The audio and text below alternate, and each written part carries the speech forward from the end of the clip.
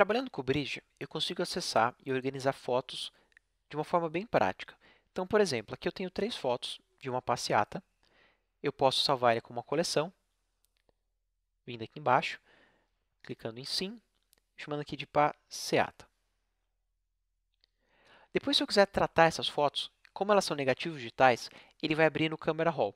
Então, eu seleciono as 3 e clico aqui em Abrir no Camera Raw. Daí ele não vai passar pelo Photoshop, ou eu clico com o botão direito e clico aqui em Abrir no Camera Raw ou Abrir no Photoshop. Se eu clico em Abrir no Photoshop, ele obrigatoriamente vai abrir o Camera Raw, por ser 32 bits de cor. Aqui dentro, eu posso trabalhar com as imagens separadamente ou de forma sincronizada. Eu vou selecionar todas elas e eu vou mudar aqui o balanço para automático. Já vai mudar de todas. Eu vou também aqui baixar um pouquinho a exposição, mas subir aqui um pouquinho as sombras. E eu vou aumentar aqui um pouquinho o contraste também e a vibração. Depois que eu fiz as alterações, como todas estavam selecionadas, ele fez em todas. Cada uma dessas aqui sofreu as mesmas alterações. E eu posso vir aqui embaixo agora, selecionar todas e clicar aqui em Abrir imagens. Agora ele está aqui carregando essas imagens dentro do Photoshop usando um certo perfil de abertura. Esse perfil de abertura estava configurado para 8 bits em RGB. Se eu quisesse, eu poderia alterar o modo que ele abria essas fotos dentro do Photoshop.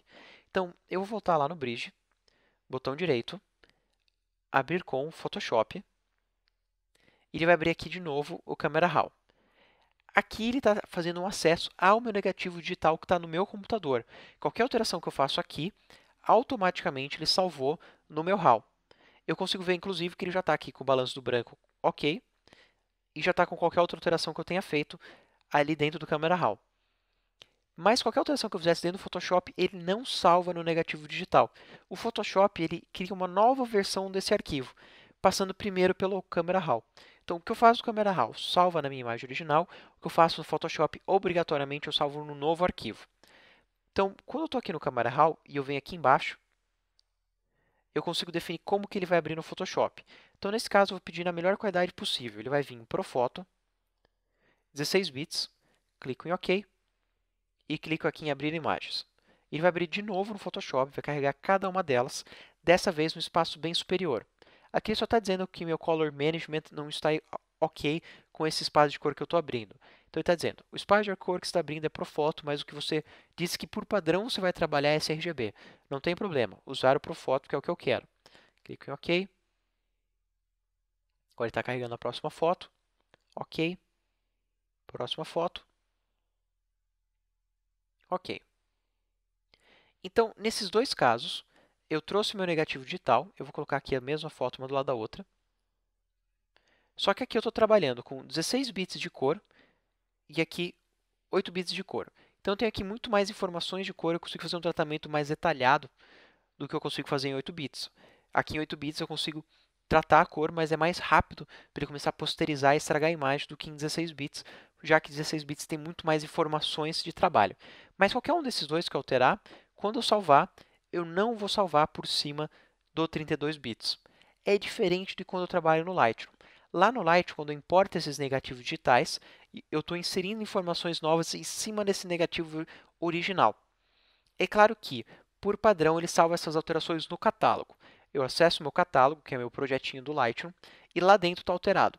Fora do meu catálogo, por padrão, ele não vai alterar. Só que eu prefiro configurar para alterar também. Daí a gente vai lá nas informações e ele vai alterar por cima, tanto no Explorer quanto no Lightroom. E qualquer vez que você quiser voltar para o original, você volta de uma forma bem prática, porque são só informações que ele está inserindo em cima do teu negativo original. Ele nunca estraga essas informações do negativo original. No Photoshop, quando eu estou fazendo ajustes, eu tenho como trabalhar com layers de ajustes de modo não destrutivo. E se eu quiser voltar nas informações originais, a única coisa que eu preciso fazer é deletar esse levels. Mas não são nas originais lá do negativo digital, e sim nas originais da versão aberta pelo Photoshop. Outra coisa que você tem que tomar cuidado também é que se você salvou em JPEG, em PNG, em TIFF, em qualquer outro espaço que não é PSD, muitas das coisas que vai fazer não tem como você voltar atrás. Outra coisa também, você não tem como voltar atrás do histórico depois que você fechou o arquivo. Então, se eu vim aqui, eu pintei o arquivo, fechei, quando eu abrir eu não tenho como voltar atrás dessa pintura. Lá no Lightroom, você tem como voltar atrás de qualquer coisa que você alterou, porque ele sempre vai guardar todo o passo a passo que você fez. Então, essas são as principais diferenças entre o Photoshop e o Lightroom. Primeiro, o Lightroom trabalha com seus 32 bits de cor com seu negativo digital. O Photoshop trabalha com uma nova versão. Ele primeiro abre dentro do Camera Raw esses 32 bits e depois trabalha dentro do Photoshop. Outra alteração também é que qualquer coisa que você faz no Lightroom, você volta atrás, no Photoshop depende do teu histórico. Se fechou o Photoshop e abriu novamente, você não tem mais aquele histórico. Mas você vai escolher um ou outro dependendo do seguinte. Quando você só quer trabalhar com seus negativos, fazendo ajustes nele, então, por exemplo, você trabalhou no evento, tirou um monte de foto e você quer ajustar as fotos do evento. Você vai fazer isso no Lightroom de uma forma muito mais prática e profissional do que no Photoshop. No Photoshop você consegue ser profissional, mas acaba tendo muito mais trabalho para ser tão profissional quanto no Lightroom. Mas de contrapartida, você quer fazer manipulação, juntar várias fotos, trabalhar em 3D, trabalhar com pintura digital, isso tudo você só vai conseguir fazer dentro do Photoshop. Isso não é o tipo de trabalho do Lightroom. Outra coisa que é importante saber também, se você vai trabalhar com eventos, com fotos de modelo, mas não é com composição, sai mais barato para você comprar somente a licença do Lightroom do que a licença do Photoshop também. A licença do Photoshop, hoje em dia você acessa tanto pela compra do pacote C6, como também pelo acesso do Creative Cloud. O Creative Cloud é barato, não é caro, você vai ter acesso a todos os softwares, mas assim, sai um pouco mais em conta você ter somente o Lightroom. E se você tem somente o Lightroom, você tem como tratar as fotos, como entregar livros, entregar páginas de web, entregar arquivos de impresso. Então, embora tenha limitações na parte de composição, sendo assim tem várias outras opções dinâmicas. Caso você não queira ter o Lightroom, você só queira ter o Photoshop CS6, por exemplo, ainda assim você tem o Camera Raw, você tem o Bridge e você tem o Photoshop. Você também vai poder ter, se você assinou o Creative Cloud, tanto o Photoshop quanto o Lightroom.